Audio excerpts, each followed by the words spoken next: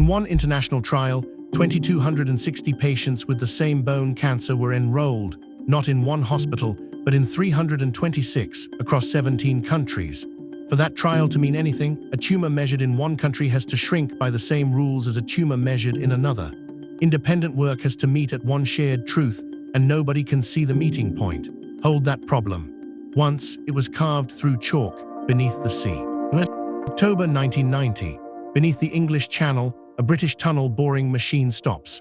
From the French side, a small probe drills through the last chalk between two drives that have never seen each other. One started in Folkestone, England, the other near Calais, France.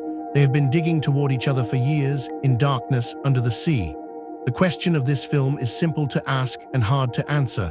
How do you make two crews from two countries arrive at one invisible point, not roughly, but within centimeters? The answer was not aim, it was a system. The dream is older than the machines. In 1802, during a pause in the Napoleonic Wars, a French mining engineer, Albert Mathieu Favier, showed Napoleon a plan for a tunnel under the channel. Horse-drawn carriages, oil lamps for light, iron chimneys for air, and an artificial island built on a sandbank in the middle of the sea where the horses would be changed. Napoleon was interested. Then war returned, and the plan went back into a drawer. It would not be the last time politics outlasted engineering. 78 years later, the digging actually started. In 1880, backed by Parliament, British crews bored trial headings from the Kent coast, while the French bored from Sangatte with a compressed air machine, the ancestor of the borers to come. They got about 2 kilometers in on each side. Then the fear arrived. General Wolseley, a military hero, warned that a tunnel would be, his words, calamitous for England, an open door to invasion. Parliament wavered. In 1882, the digging was ordered stopped. The chalk of those headings was still watertight when modern machines found it over 100 years later. The engineering had worked. The courage had not. The 20th century tried again. A study group formed in 1957 recommended a rail tunnel with vehicle shuttles. In 1974, boring restarted, and in January 1975, with oil prices quadrupled and inflation roaring, the government abandoned it. Almost no main tunnel had been dug. The lesson two countries drew was not give up. It was change who pays. In 1985, they invited private schemes. 4 were shortlisted. In January 1986, Mitterrand and Thatcher chose a rail tunnel. The Treaty of Canterbury followed in February and a concession in March. Design it, finance it, build it, operate it at your own risk. No government money, no government guarantee. Think about what that signature meant. 2 governments wanted the tunnel badly enough to allow it, but not to pay for it. Eurotunnel, the concessionaire, would raise every pound. In 1985, the forecast was just under £5 billion. The final cost was about £9.5 billion, roughly double. By the time the tunnel opened, the company carried around £8 billion of debt, and it lost £925 million in its first year of operation. Restructurings followed for years. The first net profit arrived in 2007. The digging took about 5 years. The debt took 21. Meanwhile, the engineers had to choose where in the earth to dig. Under the channel lies chalk, but not one kind. High up, fractured white chalk lets water through. Deep down sits gold clay, which swells and softens when wet. Between them runs a band called chalk marl, the blue chalk, less fractured, nearly impermeable, soft enough to cut, strong enough to stand. So the alignment was threaded through that one band, for nearly the whole crossing above the clay, below the fractures. The tunnel follows the friendliest rock the seafloor offered. But the chalk was not the same chalk on both sides. On the British side, the marl was comparatively calm, gentle dips, small faults mostly dry. On the French side, the same rock had been folded and cracked, dips up to 20 degrees, meter-scale faults, and water pressure that could reach 10 atmospheres. The French machines had to work sealed like submarines. Even the easy British side was not free. Along 3 kilometers, water poured in, and crews had to grout the chalk ahead of the face before they could advance. One stratum on the map, 2 different battles underneath it. So they dug the small tunnel first.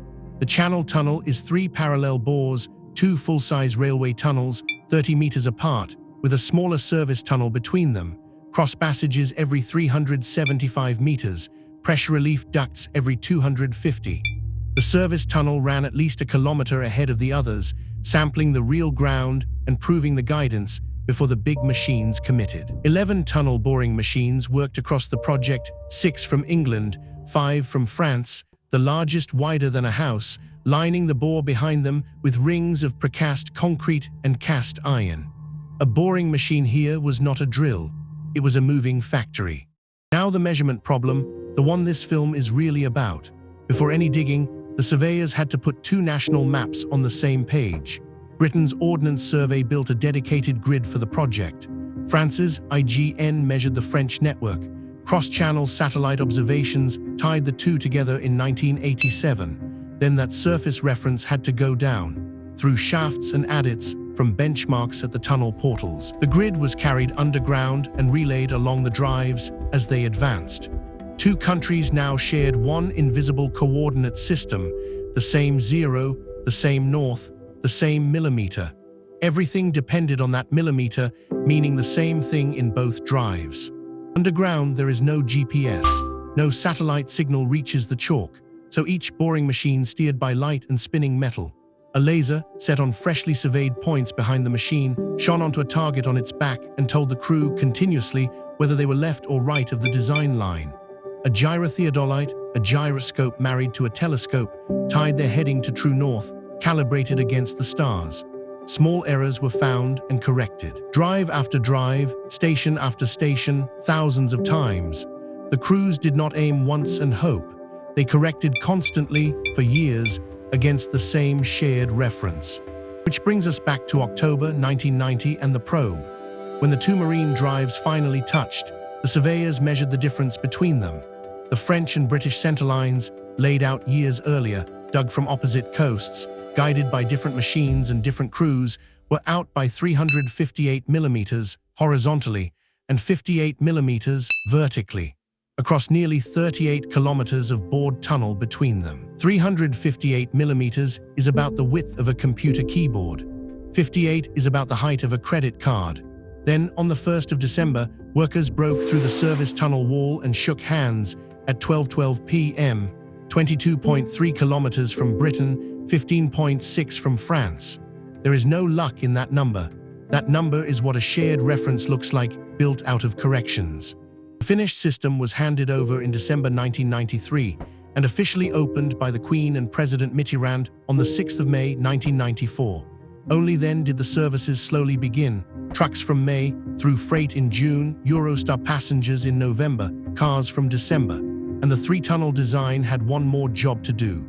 The service tunnel is kept at higher air pressure, so smoke cannot enter it. In a fire, passengers cross through the cross passages into it and walk to safety. That design has been tested. In 1996, a truck fire gutted part of a running tunnel. No one died. In 2008, another fire. 28 of the 32 people aboard walked out through the service tunnel. The backup system worked as drawn. Which returns us to the trial in 326 hospitals. Their shared truth is built the way the tunnels was, not on trust, but on standard. RECIST, one international rule book for what counts as a shrinking tumor, which lesions how they are measured when response is declared.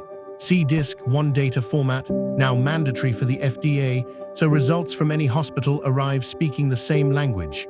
One protocol, one measurement. One format, and hundreds of independent centers meet at one answer. The honest limit stands too. The standard measures size, and size is not everything. Immunotherapy forced the rule book to be rewritten in 2017. Standards don't remove judgment. They make judgment comparable. 2 crews dug from 2 coasts and met within a sheet of paper of each other. That is what shared measurement is for. They didn't point 2 drills at each other and hope. They built one invisible line from England to France, and 2 directions became one. More at less impossible.com.